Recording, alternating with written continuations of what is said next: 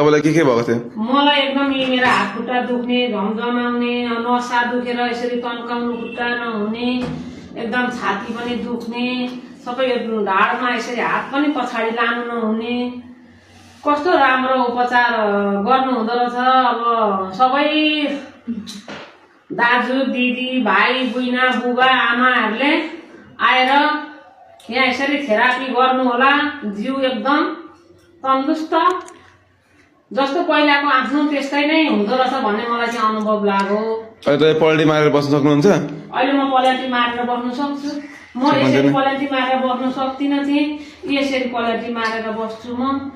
मलाई चाहिँ एकदम पूर्ण विश्वास भयो यो आयुर्वेदिक दबाईले के पो हुन्छ होला भनेर जस्तो लागेको थियो मलाई हिजो यहाँ आउँदाखेरि, म यहाँ आएर बस्दाखेरि।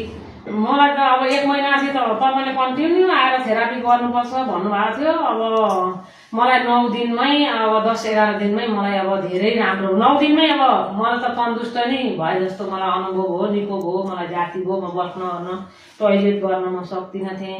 अब म टोइलेट बसेर गर्छु, पलेटी यसरी मजाले मार्छु, यसरी पलेटी मेरा खुट्टा मारिँदैन थिएँ, मेरो हात यसरी पछाडि जाँदैन थियो, अब यसरी पछाडि जान्छ। भनेपछि आयुर्वेदिकबाट सबै रोगको उपचार सम्भव रहेछ त? मलाई चाहिँ एकदम साह्रै विश्वास लाग्यो। अब साह्रै विश्वास, यसमा चाहिँ मलाई साह्रै विश्वास लाग्यो।